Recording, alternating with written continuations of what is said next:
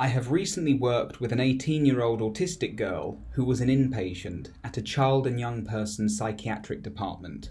I will hereafter refer to her as E.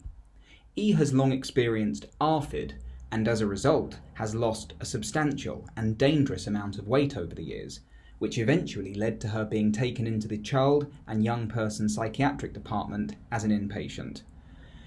It was here that E was met with the most egregious systemic ignorance, gaslighting and abuse that caused her already fragile mental health and emotional well-being to deteriorate even further. First of all, they refused to acknowledge that she was autistic and treated her ARFID as though it was anorexia nervosa. ARFID stands for Avoidant and Restricted Food Intake Disorder. E's difficulties around eating were entirely sensory in nature, bar when she feels unable to eat due to feeling overwhelmed.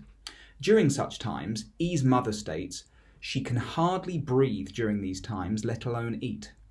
Anyone with a rudimentary understanding of psychology and eating disorders will know that ARFID and anorexia are totally different conditions which require totally different approaches. E's eating difficulties had absolutely nothing to do with either control or body image, yet despite her and her mother's attempts to explain this to the mental health professionals, they insisted on treating E for anorexia she didn't even have. During E's time in this hellish environment, she would have frequent autistic meltdowns, for which she was severely rebuked and invalidated. The staff concluded that E's meltdowns had nothing to do with her being autistic, which they refused to accept anyway, and that they were in fact eating disorder tantrums, or elaborate attempts for an anorexic patient to burn calories.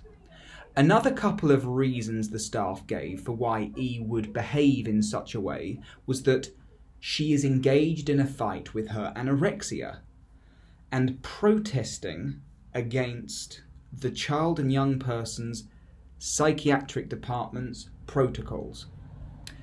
Meltdowns have now become shutdowns, where outwardly expressing her distress and melancholy was met with untold invalidation and abuse. E now internalizes everything she feels.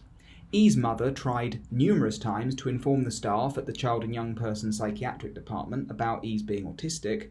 Their response: when you're underweight, you become autistic. Yes, you heard me right. E's mother was eventually reported for preventing E's treatment. Both E and her mother believe that the trauma E endured as an inpatient has now led to the development of an eating disorder in addition to her ARFID, which the child and young person psychiatric department always denied she had. This goes beyond sheer ignorance. This right here is veritably evil. I can vouch that E is an awesome, intelligent and articulate young person.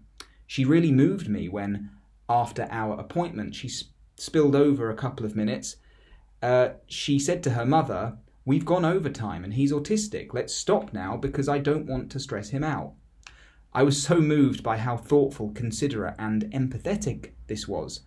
These moments stick out to me. Thank you, E, and I'm so profoundly sorry you had to endure all of that abuse and trauma. You are worthy.